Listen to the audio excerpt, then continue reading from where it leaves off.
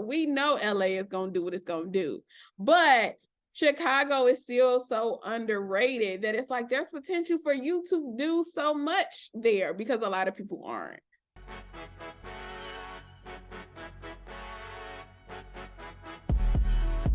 From Harold Washington to Harold's Chicken and everything in between and beyond, SoCHiology is the exploration of Chicago culture, history, legends, stories, and fiction through a myriad of discussions with Chicagoans themselves. Here's another SAT SoCHiology awareness test question for you. Who was the first Black filmmaker to have a film with an all-Black cast? Don't Google it, just listen to this episode. The answer is in there somewhere. This week on SoCHiology, I'm talking with Shaquille Roberts. She is a brilliant independent filmmaker from the south side of Chicago. And on this episode, she's going to tell us all about her filmmaking journey and how with each completed project, she gained more confidence, more faith, and her unwavering ambition has brought her her biggest accomplishment in her early career thus far. Let's get right into it with Shaquille Roberts. So, Shaquille Roberts, that's your name, correct? Yes. From Inglewood. Yeah. South side of Chicago. Yeah. Tell the SoCHiology listeners, at what point did you fall in love with the movie business, with cinema, with film? Like, when did that happen? So, I've always been like a storyteller. So like from a young age, I was always like writing books and like little stories. So that's always been like a passion of mine, being a storyteller. And so during high school, I went into journalism and I like did journalism for like 5 years. And so like coming out of high school, I was like, okay, what other type of writing do I want to do? And I had just watched The Dark Knight, which came out in 2008, which is when I was graduating high school. And I was like, man, this is a freaking awesome movie. And what high school did you go to? I went to Hyde Park. Okay, Hyde Park. Yes, yeah. And so I literally saw this commercial of AI and was like, and they were like, yeah, like, have you ever just like watched a movie and was like, hey, that's what I want to do. And I was like, yeah, that's me, you know? And I ended up like going to AI and like going for writing, but in the process of me going for writing, I had to learn the entire business of film. So I had to learn directing, I had to learn producing, audio. So that's kind of how I got more into like the directing producer side of it, starting off with writing and then just kind of like being pushed and forced to do directing and producing and actually liking it. Mm-hmm. And when you say you went to AI, let the people know what that means. So AI is, so I went to the Illinois Institute of Art, which is part of the Art Institutes. Yes. And so that's where you went after high school, and that's like kind of how you were submerged into the movie business, right? And well, not movie business, the movie making, business. What would you say was like something that you learned early on in this journey where you was like, whoa, like what did I get into? Like what did you love the most initially, and what did you were adverse to initially that you had to kind of warm up when it came to this? Initially, I loved being able to see something that I create on the screen. Yes. So it was like a different medium because I was in journalism. So I would be able to see my work published, but to actually see on the screen my work come to life was like, whoa, this is amazing. What kind of like made me say, whoa, what did I get myself into was the amount of collaboration it is in this industry. I was like, whoa, I gotta talk to people, I gotta walk with people, I gotta like I was like shocked. Like I knew that you needed people, but I didn't understand the extent to it until I really got into it. And it was like, oh no, you can't be a one-woman band. Like you need people. Yeah, man. That's what kind of frustrated me so much. You know what I'm saying? Because like, I've always been a storyteller too.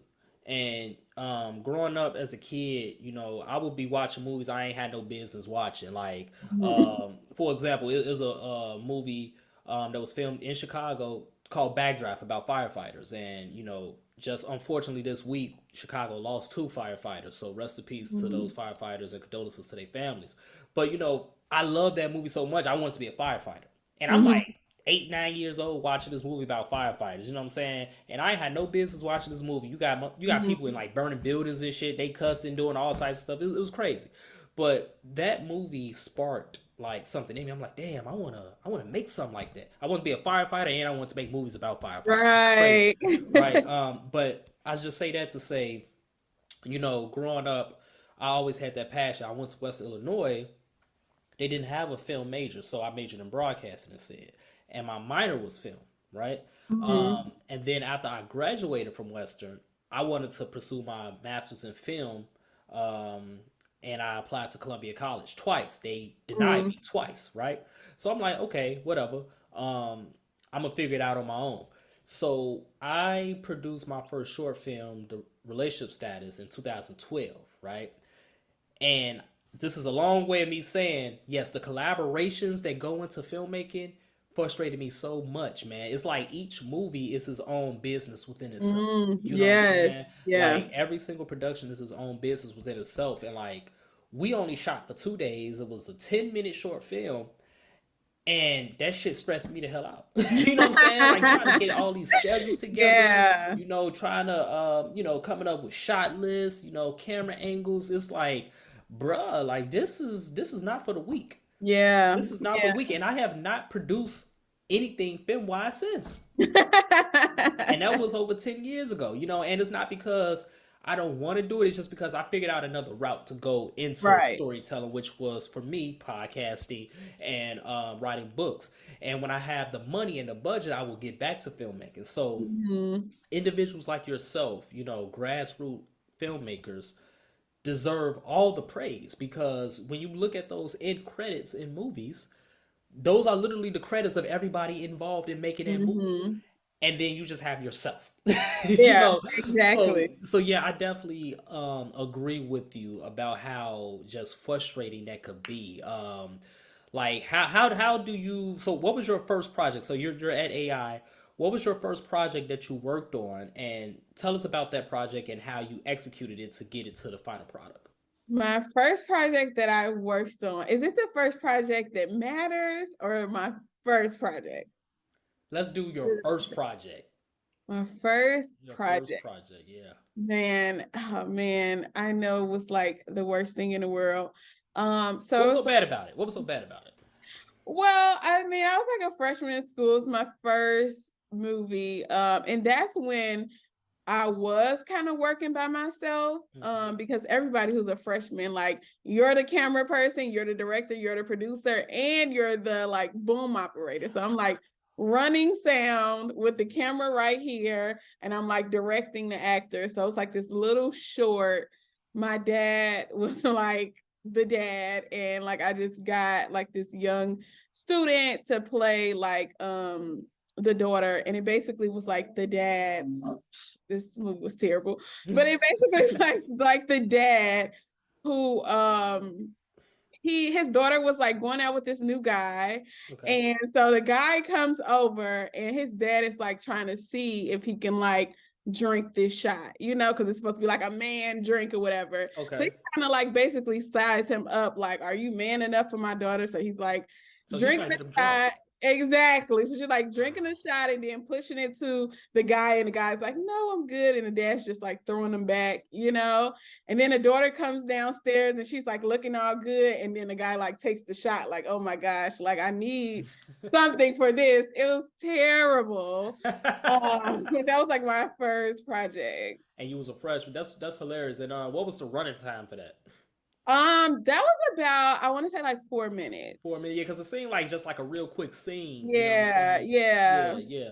Okay. That's funny. I think the first project I did was like me and my cousins. We had a camcorder, and it was like we was like trying to be like Power before Power came on. Like it was like a Yeah. drug deal. Like one of my cousins had a blanket over him. It was wild. It was wild. But like I would say that was my first production. That was like early 2000s. But yeah. So even with that 4 minute scene, how long did it take you to produce it? Oh man. we were all day with that. Yeah, We were exactly. all day. It was like 3 characters, but of course I was playing like every role behind the Mhm. scenes. So yeah, it took us all day to do that. All day for 4 minutes, and you Yes. didn't even like it. No, it was terrible. And you didn't even like it.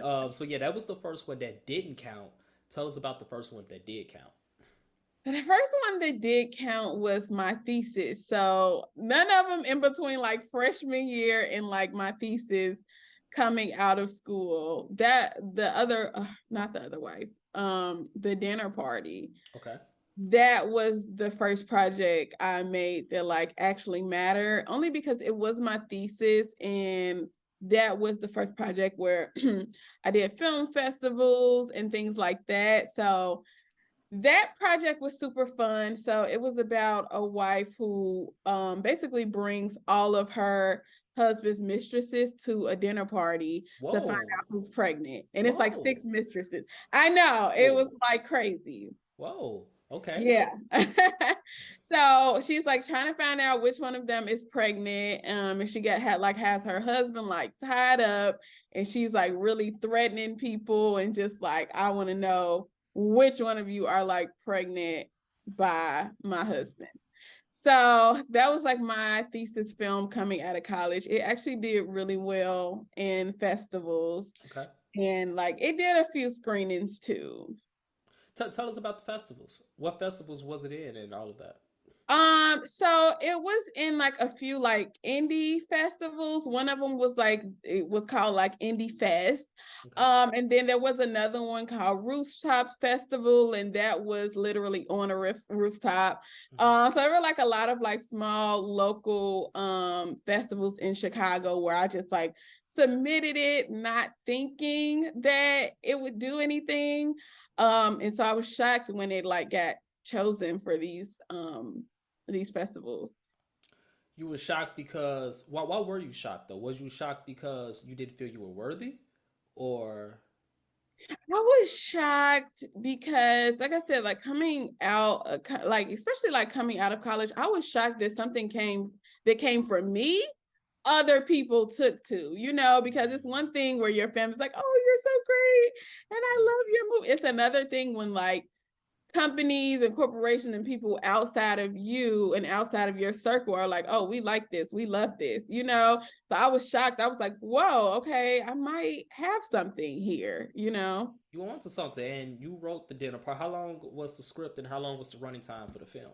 So the dinner party, the script was about 12 pages, and yeah, it's roughly like 11 to 12 minutes. Yeah, they usually say like a minute per page. They Yeah, say roughly. yeah. So it was And it was kind of on the mark. what genre was it? Because it sounds like it was like a thriller or a drama to me. So it was a thriller Okay. and a drama. But so what's crazy to me is that though I don't try to do comedy, I always get a laugh. Like in some type of way, there's always like a hint of comedy in everything that I do. And so people were like, oh, we love this. Was it also like comedic? And I was like, if that's what you got from it, like I wasn't going for it, but Yeah, if yeah, you got a little comedy in it, hey, sure. yeah. So I guess you can say there was like a hint of comedy in it.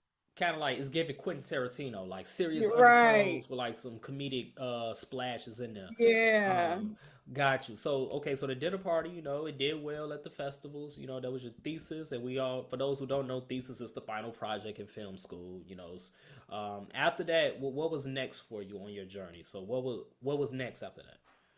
So after that, I graduated in 2017. And so I just kind of like tried to go the route of like getting a job, like coming out of college, it's like, okay, I need a job. And so I'm like, man, I'm like applying to all of these like NBC, and like I'm just applying to all these different like roles. And I quickly found out that's not how it works.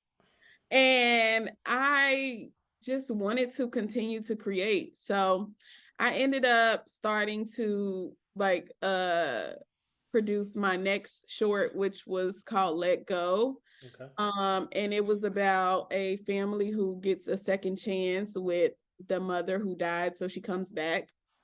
And and that was a drama. It was about 20 minutes, but I pretty much scraped up a lot for that because that was coming out of school and I didn't have the school's resources.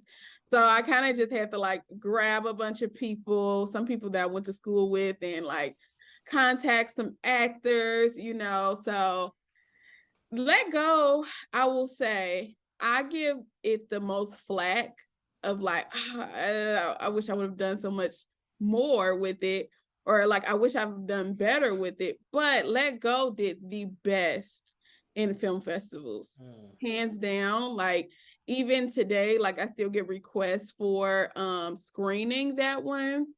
We actually screened it in December of last year, but it was made in 2018. So it still like does really well. I still get like a lot of people like requesting it.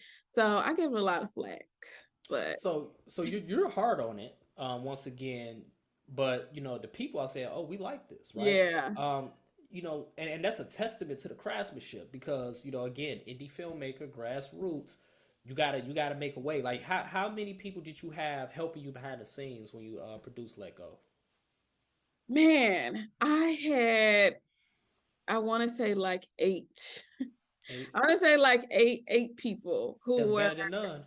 It is. It was actually great because Let Go was the first film where I actually felt like I'm the director and I have people in place to do the other stuff.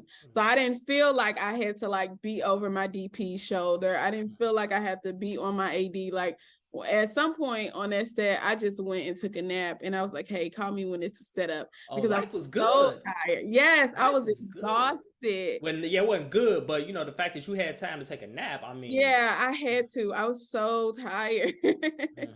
I was so tired and I was so stressed out and I just felt like I had a great team. And once they got moving and once we got our cadence, everybody knew what to do. So I was like, all right, y'all good? I gotta go lay down. Like I'm tired. Yeah. Yeah. I will say Let Go. So Let Go got into all these festivals. It won for best writing and the Top Media Congratulations. Award. Thank you.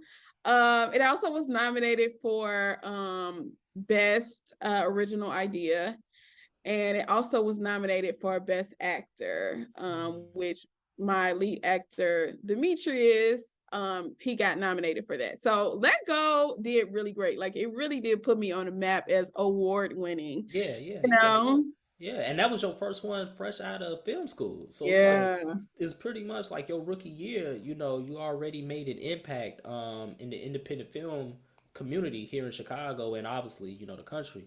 Um that's a testament, again, to your craftsmanship and your dedication because, like I said earlier in the episode, I still ain't produced nothing over 10 years ago. You know what I'm saying? But you was able to go through the rigors of film school and come out of film school and put together a solid team. I think that's really huge. Let Go probably would not have been as successful just from my outside opinion, just hearing you talk. If you didn't have that solid team, I mean, you could take a Yes. nap.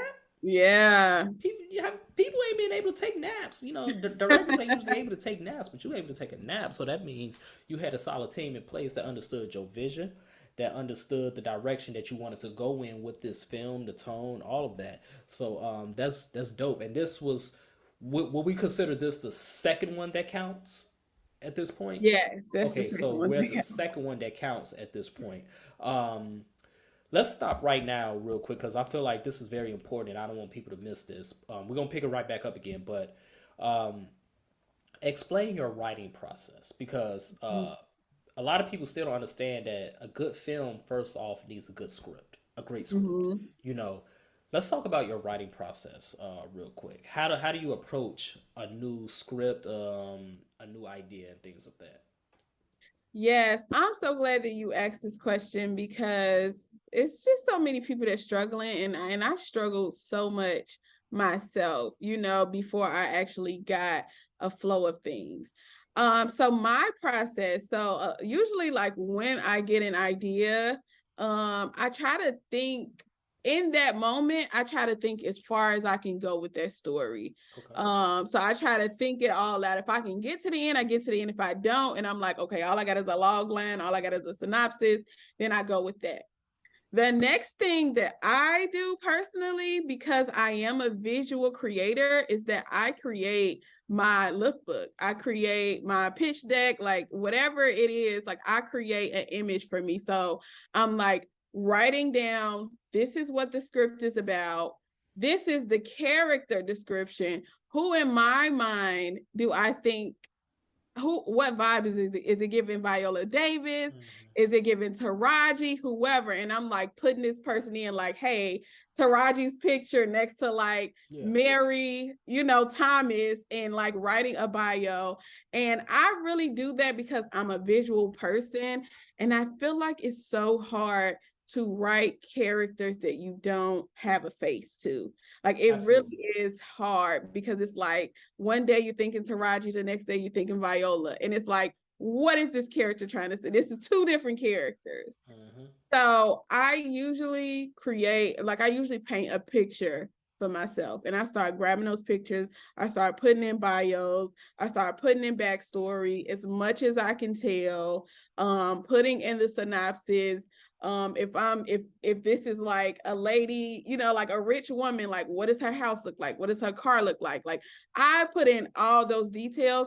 And I also found that makes it fun for me. Like that makes me really want to write this story because I've completely created the world and like painted the picture. Mm-hmm. So now, when I'm going and when I'm starting off writing, I know who I'm writing for. I know what this character is. And then also, once you start writing, the character is going to tell you where they want to go, because you've already done your due diligence on like researching who this character is. And once you start writing, it flows. For me, It flows. Yes. With me, it's kind of like, how can I say this? When I get going, it's like an avalanche, Yes. But, similar to your approach, so I write novels now. And I approach my novels as if they're movies because again, that's my first love, right? Mm-hmm. So I approach my novels as movies, and like you said, every character in my head, I have to know what they look like. I have to know, like, if this was a movie, I need to know what that actor is going to look like, or that actress, and that helps me with creating this outline. And from that outline, the outline is kind of like the skeleton, and then you just build around that skeleton. You insert the flesh, the muscle, the sinew, the nerves, and all of that, and then it comes to life. So yeah, I just really want to get the viewers and the listeners to know your approach to writing because everyone wants to make. People like to say they want to make movies, they want to make content these days, but it always starts with the script. And I think with the evolution of technology, with all of these cameras, camera phones, computers, iPads, everyone has access to record. It's not as tedious as it used to be, when I was in school and, all of that. But I think one of the things that people are missing these days is the approach to writing. You can record, you can film things with ease, but you still need a good story to film. And I feel like a lot of people skip that because of technology. So yeah, I definitely just wanted to get your approach to that. And that's definitely a great way to make it happen. Because like you said, it makes it fun for you. You got to be fun. It has to be fun. You have to be enthused as you create this. Once you lose enthusiasm, it's going to be dry and it's going to be lifeless. So... Can I just add that I feel like when I don't do it, it's easy for me to abandon that script. Like when I don't, because I'm not invested in the character, because I did not take the time on what these characters are, that like a reality is that you do get to a point in a script sometimes where I'm bored with this or like, why did I start writing it? You know what I mean? But if you do your due diligence on your characters, you have some type of connection to them. You have some type of connection to their story. So you feel like it needs to be told. Otherwise, a lot of times I feel like when I don't do that, I'm like, I don't do script no more, and I abandon it, not knowing like, could it been something? Could it not have? I don't really care. Yeah. And real quick, do you write with the ending in mind and you go backwards? No, Okay. most of the time I usually have the beginning and the end in my head, and like I'm usually writing like how do I get to that end. And it usually doesn't look like that. But one thing my teacher told me that when you get an idea, write just start writing it instantly. Write it while it's fresh, and even if you don't write the whole thing, you're going to come back to it. Yes. But if you let it simmer for a little while, if you're like, I ain't got the middle yet, let me wait. I ain't got the end yet, let me wait. It's gonna be 6 months later, and you won't even remember the beginning. Man, for real. Cause like, one thing that I learned on my journey is similar to what you said, beginning and the end. But I've always had the approach of like, what's my destination? Mm-hmm. What's my destination? I know where I want to go. Now I could either take a plane to get there, I could take a car, I could take a train, I could walk, I could ride a Right. bike.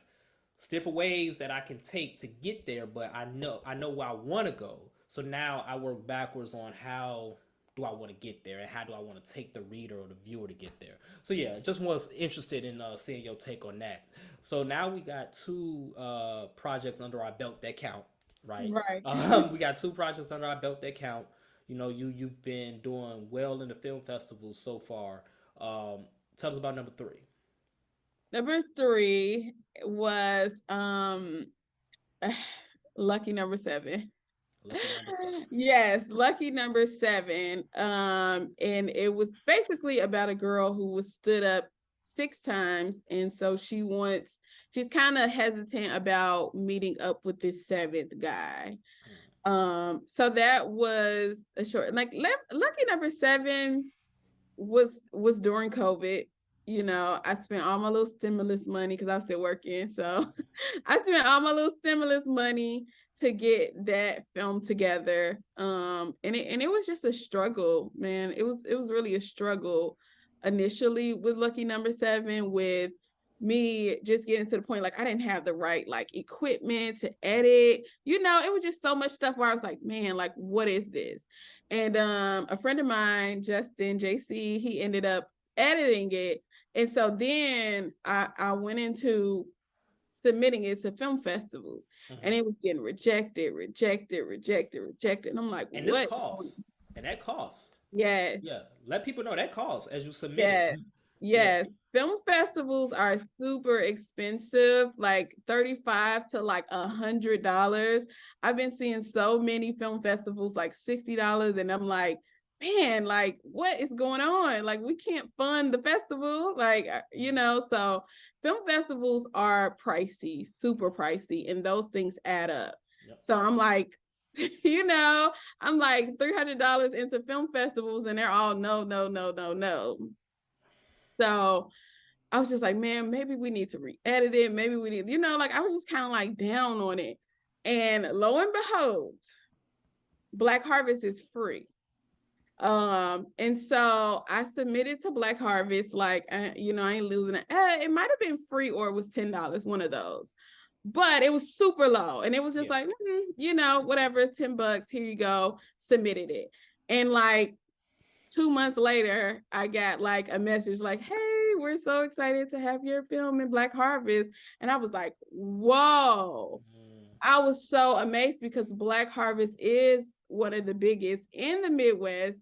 And mm, I was getting so much rejection from the smaller one, like the mm. smaller babies. And I'm like, man, like maybe it just isn't good. And so when I got the notification about Black Harvest, I was Yeah. amazed. And that could be a sign telling you like stop shorting yourself. Mm, Cause think about it, Black Harvest is huge, and it was yes. also less expensive than all these other ones, right? And yet Right. you was avoiding it because it was Black Harvest, and then you submitted it, and it was like, oh yeah, come on. Right. Once again, it's like it's like your work is speaking for itself. So you Right. got accepted to Black Harvest with lucky number seven. Yes. Got accepted to Black Harvest. Was also great about Black Harvest is I remember few years before that being on the other side of that carpet and like taking pictures for somebody whose film was in Black Harvest. And so now, me a few years later, I'm like, oh man, I'm on the other side, you know, of the carpet. So that was amazing. Beautiful. It was, I mean, it was like life came like full circle. Yeah. That's beautiful, man. So how did it do in Black Harvest once you got up in there? So it did well in Black Harvest. I will say something that was kind of like a blessing, but not really, was that I was the only Black woman in my category.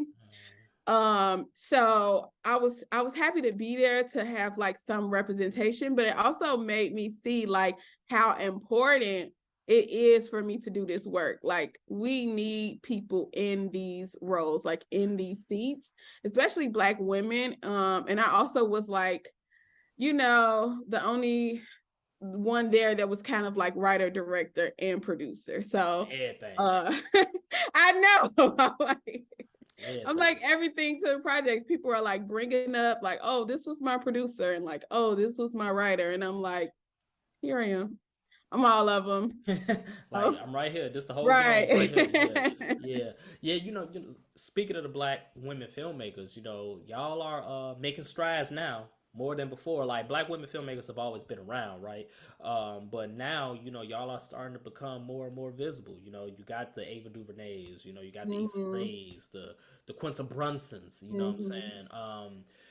In the Chicago film scene, have you been able to network with quite a few Black filmmakers here since your journey has started?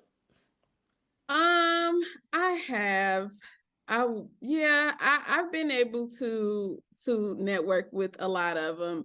I would love for us to like do more together. You know, I would love for us to, I don't know, there's just a different vibe in Black filmmakers and I'll say non-Black filmmakers. Like, there's just a different vibe, and I would love for us to really like be kicking down those doors, you know, the way that some people are, because we deserve it. You know, we deserve to be in a lot of these rooms and a lot of these spaces.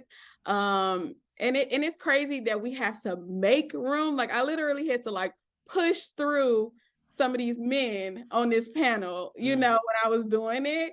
So we really do have to like really push through, but we can do it. We can do it. Have you obviously, because you're a filmmaker, you've heard the chatter and the just the, I ain't gonna say pressure, but you've heard the talk about how gotta go to LA, you know, gotta go there. Like, how do you handle that when people mention those things? Yeah, I was going to go to LA, and I was going to go so many times. I was going to go for school and couldn't do it because I didn't have the money. I was going to go recently, and it just, what, the timing just didn't feel right. And ultimately, I was just like, you know, it just didn't feel right. It just didn't feel right. It didn't feel right for me to go and kind of assimilate to what it is to be a filmmaker. You know, people are always like, oh, you've never been to LA. I'm like, no, and I'm making films. You know, I'm just as much as a filmmaker. But I've seen some people go to LA and then move back.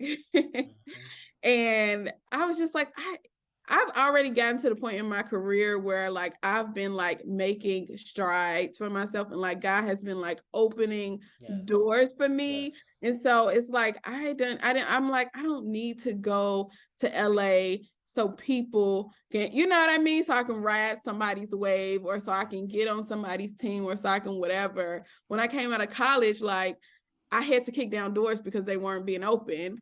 And that's what's been working for me.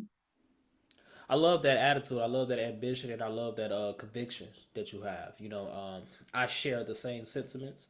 You know, it's no knock to those who move to LA. I actually interviewed a woman on this show that moved to LA, and she has been doing her thing out there. Shout out to Tanja Stidham. She's from the Wild Hunnets. Okay. So she's making big strides in the media industry. So, it's no shade to those who move to LA. It's no shade to those who move to Atlanta, or New York. Hmm. But, if you're from Chicago, you can make it by living here in Chicago. You know what I'm saying? Everybody's journey is different. And, a lot of people forget Chicago was Hollywood before there was Hollywood. Yeah.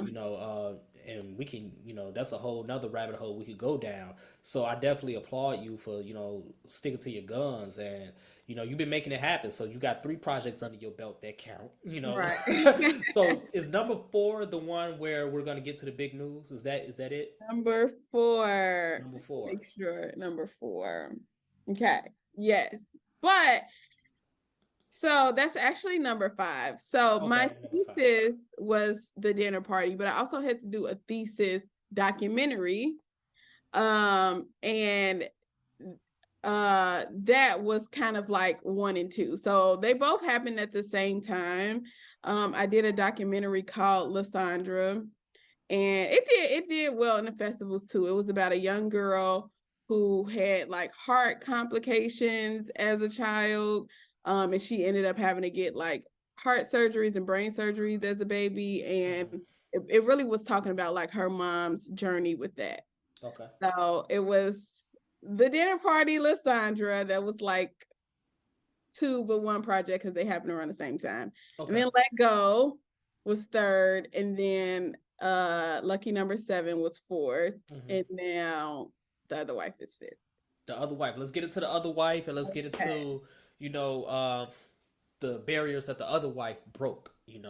So let's talk about it. The floor is yours. Okay. The Other Wife is a series that I wrote about a woman who basically her husband dies and she finds out like his darkest secret. So she's pretty much uncovering a lot about her marriage that she did not know. But did she really know? Okay. We'll find out. So The Other Wife came kind of like me, like just getting off of a fast and just like writing, like praying, what's next? What do I do? And then I came off of this 21-day fast, and then The Other Wife happened. It was kind of just me like pouring everything on the page. And so I wrote it. Me and like a couple of my writer friends just went through like edits on it, and I like really prayed, and I was like, hey God, if you get me a funeral home or something, I will do it. Like that was my term, because I already knew The Other Wife was going to be a big undertaking. I was like, if I get a funeral home, I do it. Then out of nowhere, a funeral director who was actually a filmmaker messaged me and was like, hey, I work at a funeral home. I'm a filmmaker. I would love to support you and like, let me, I'll subscribe to your YouTube. And I was like, hey, can we get in the funeral home? Like I asked, like, are you able to shoot in the funeral home? He was like, let me get some connections together. And I was like, what is going on? Yeah. And so I was like, okay, I'll do it if I can get a hospital. I was just like, God, and since you blessing, let's see what And so I ended up contacting Rush Hospital. They were like, oh yeah, we let Chicago men shoot here all the time, $10,000 a day. We'll send you a contract. I was like, yeah, send me a contract. Never read the contract because I already knew that wasn't in my budget. Yeah. And I actually had a friend who's working at like a medical school. And I was like, hey, do you know any other medical schools? I'm not going to ask your boss because you work there, but do you know any other medical schools? He was like, oh, you can ask my boss. I was like, oh, give me his contact. And I asked them, and they were like, yeah, you can shoot here. So I was like, I guess I got to do it. Gotta do it. You look. God was like, okay, look, this is what you want.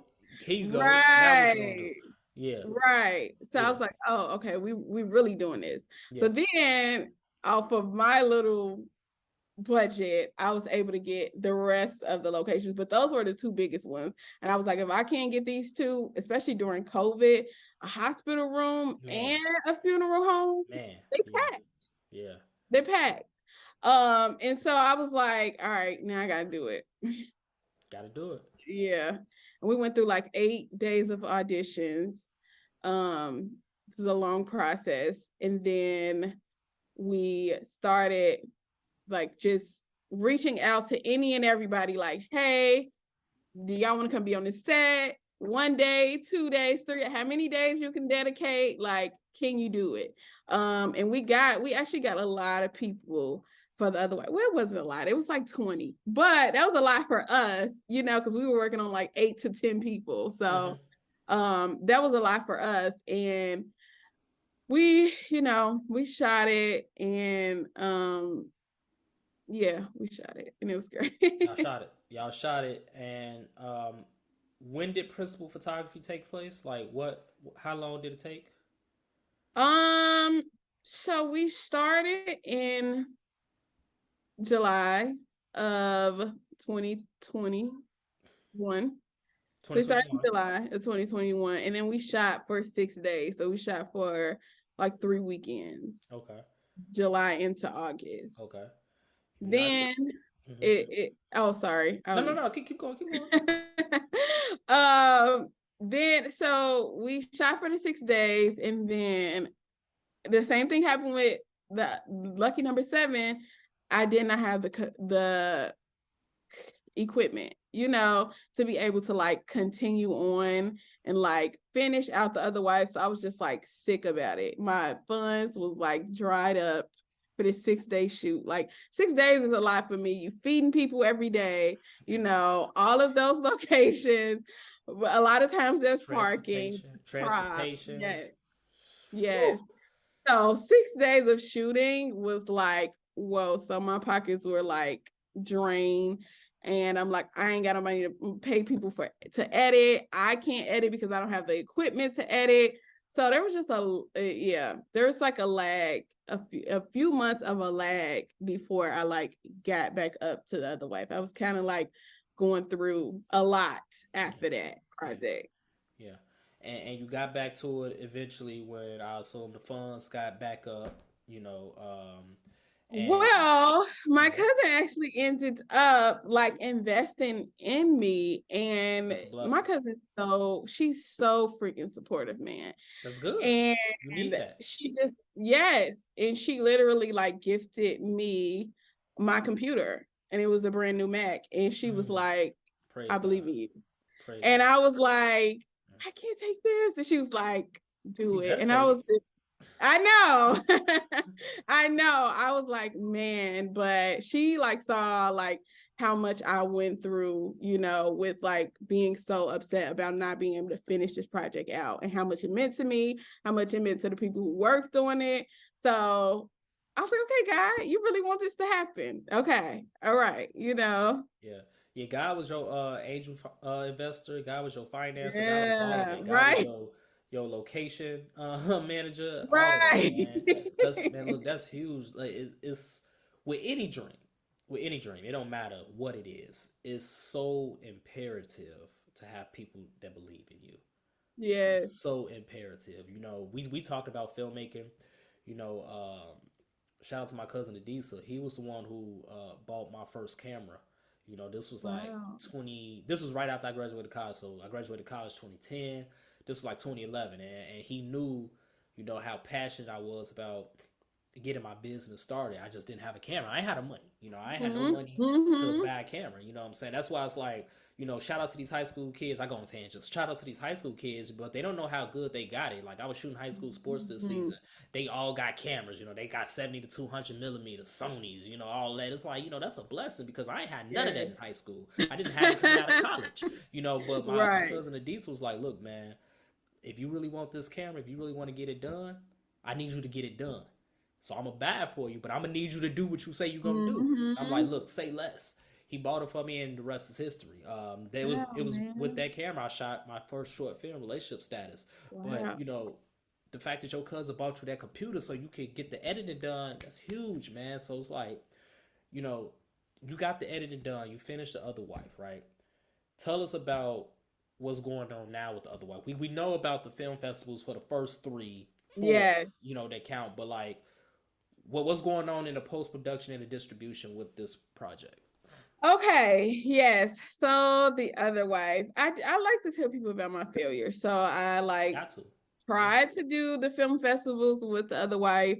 It was like, no, no, no. And I understood why, because it is a series, so it's not really a short film. But I tried to go back to what I know, and film festivals have been good to me. So I was like, oh, we can just go back to what I know. It didn't work out. So we shot the pilot, and the pilot was 30 minutes long, and I was like, man, it's so much drama in its first episode. If I just chop this up into 3 episodes, there's your first 3 episodes. That's what I did. I chopped it up into 3 episodes, and then I just started cold emailing. I just started reaching out to everyone. If I saw a post on Facebook, I'm reaching out. Hey, you know what I mean? If I saw something on LinkedIn that had the word TV or production or something like that, I just started like literally reaching out and got distribution. Currently The Other Wife got distribution through Exposure Plus TV. And they distribute on Roku, Apple TV, Google Play Store, Apple Store, and Apple TV. So I was so elated to like land that partnership with Exposure Plus TV. I really thought it was the end. God be like, girl, you always think it's the end and it's the beginning. So Right. God looking at you like, see, look at you worried about nothing. Exactly. Yeah, man. Look, that's so. Just to be clear, The Other Wife is available on Yes. all of those platforms you just named. Yes. The Other Wife is streaming on Apple TV, Roku, Amazon Fire, and then you can also download it from the Google Play Store and the App Store. So it's through Exposure Plus TV. So you just download the app or you add the channel to your Roku and Fire Stick, and The Other Wife is there. It's there. Look, that's beautiful, man. And it all started with you telling God, well, look, I ain't gonna do it unless I have a funeral home. Right. God was like, all right, here go your funeral home. He was like, I ain't gonna do it unless I have a hospital. God was like, all right, hospital. And he was like, well, God, I can't do it because I ain't got no computer. And God was like, well, here's the computer, bro. Right. Like, you know what I'm saying? So it's like, we always have complaints, right? Yes. Especially as creatives, especially as Black creatives, yes. We always have complaints of why we can't do something. And then, we talk about movies kind of like, the old cliche, the cowboys at the end of the film, right? Show up and save the day, from the damsel in distress. It's kind of like you was in distress, but God was like, no, don't be distressed. Right. I got this. And one thing I noticed, I don't know if you know or are aware of this, the number 6 might be your lucky number because it keeps popping up. You shot for 6 days for The Other Wife. Lucky number 7, she went on 6 dates, got stood up 6 times. Right. And then the dinner party, he got 6 mistresses. Something mythical about the number 6. What's going on in your career. It's just something to pay attention to.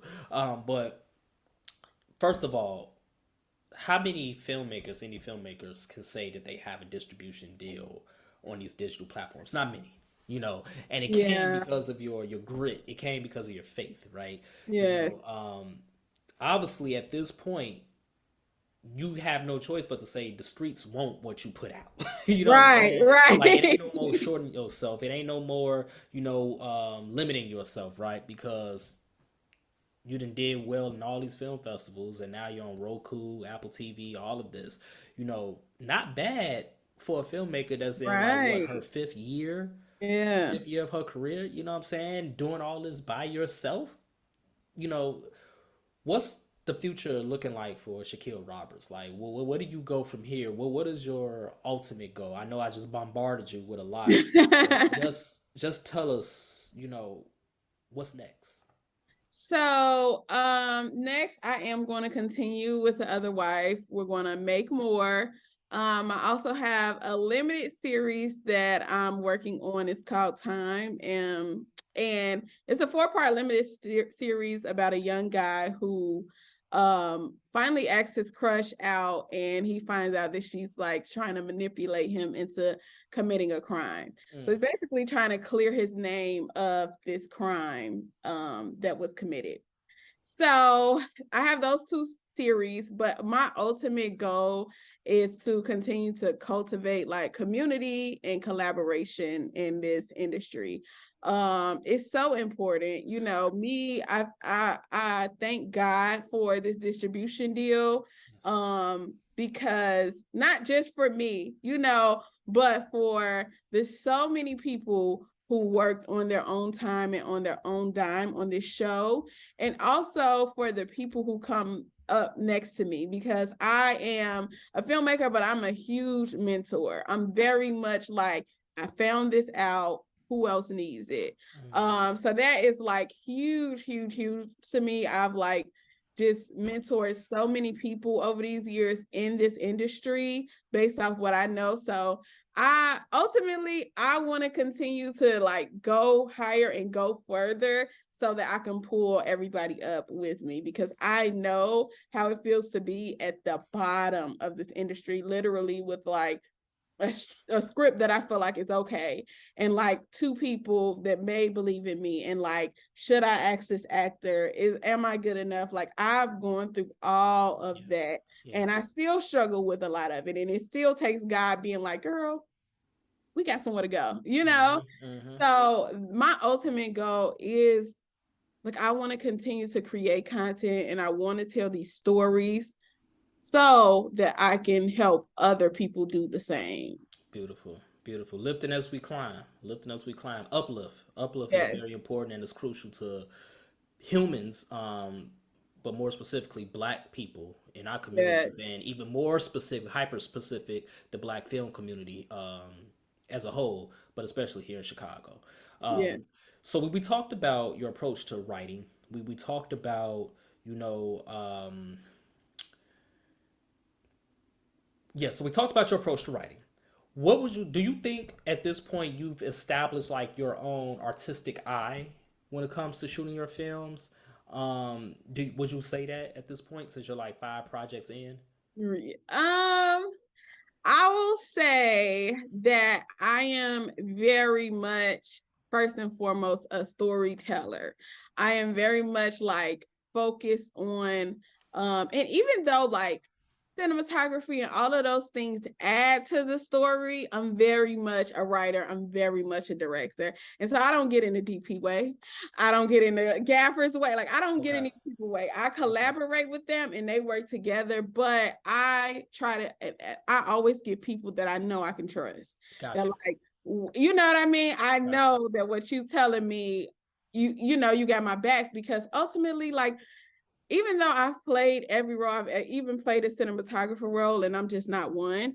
Ultimately, you cannot do everything. Like, I'm just not going to be a master at cinematography. Okay. I'm a great writer. I'm a great director, and I can produce, but I'm not like, I won't claim to be like an expert in everything. Okay, that's fair. What would you, who would you say is like your biggest influencers when it comes to film director? I would say my biggest influencers. I love Issa Rae. I love Issa. I love Shonda, even though she's a writer. But I love but that's what I'm saying about like me being like a story person, because I'm talking more in terms of like writers. Because that's what, like, they influenced me so much. I absolutely love Shonda Rhimes. I absolutely love Issa Rae. Like, those are my favorites. Shonda Rhimes had a monopoly on ABC at one point. Oh man, you know, she had a whole block with just nothing but her shows and her content. You know, so yeah, she definitely got that bag. What would you say? What are your favorite movies? My favorite movies. Oh my gosh. So ultimately, I still love The Dark Knight. Like, that's what like pushed me to be like, oh, you know, that was like my first comic book movie I've ever seen. I was like, oh, y'all doing some stuff. And the fact that it's filmed in Chicago. Exactly. That may be connected to me the most. So The Dark Knight is like one of my like favorite films. But I also love What's Love Got to Do with It. Okay. I love The Temptation. Like I love all of those. Okay, you like the old school. Yes, yes, Okay. those are my favorites. Like I can watch What's Love Got to Do with It forever. Okay. It's my favorite. I watched that movie for the first time in a long time last year. I'm like, damn. Yeah. I'm like, man, it's a lot going on up in here. Yes. You know what I'm saying? But they killed their roles though. They killed their roles. Like for real. Like that really, a lot of people say that's the first role that they think of when they think about Lawrence Fishburne. Yeah, me too. A lot of people say that. Now, some people will, say, oh, it might be something else, but a lot of people still say What's Love Got to Do with It was the role that Laura's just knocked down the whole wall. So, since this is SoCHiology, Shaquille, and you are from Chicago, and you are a filmmaker, I like to end these interviews with what I call the SAT, SoCHiology Awareness Test. Okay. All right. So, I'm going to ask you a question. Who was the first Black director to make a film with an all-Black cast? The first Black director to make a film. I don't know. I don't want to embarrass myself. You don't want to embarrass yourself? No, I don't know. Okay. It was before you was born. His name was William Foster. Oh. William Foster. He made a movie called The Railroad Porter in 1912. And he's from Chicago.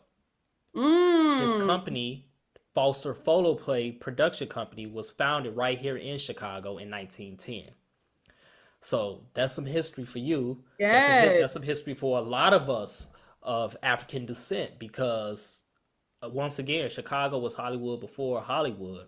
And a lot of film history, Black film history, started right here in Chicago that a lot of us didn't know. Like me personally, I didn't know that until literally the pandemic.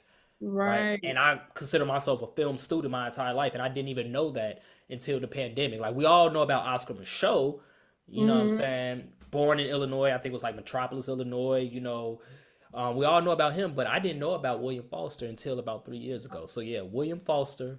His company was founded in 1910 right here in Chicago, Foster Photoplay Production Company, and his movie, The Railroad Porter, was the first film in the world with an all-Black cast filmed by a Black director. Wow. And so it was a Black man. Yep. I love that for us. Yep, I hate that I didn't know it, but I love it. Yeah, I love it. You know what I'm saying? Like Chicago always winning. Chicago always winning. It is. And we don't get, we don't get the recognition that we deserve. But also, I think that there's potential there. Like you can be, you know what I mean? Like when we know LA is going to do what it's going to do. But Chicago is still so underrated that it's like there's potential for you to do so much there because a lot of people aren't. Facts. Period. That was my conversation with fellow Chicago filmmaker Shaquille Roberts. When you get a chance, please don't forget to download the Exposure Plus TV app so that you can stream her new web series, The Other Wife. It is available on Roku, Android TV, Apple TV, and more. So please support this young, brilliant filmmaker whose future is even brighter. You won't regret it. Trust and believe that. If you enjoyed this podcast, whatever platform you're listening to it on right now, whether it be Apple Podcasts, Spotify, YouTube, etc., leave a 5-star review and a comment. Let us know what you think. And don't forget to subscribe to our sister podcast, Mogul Motivation, from True Stories Media.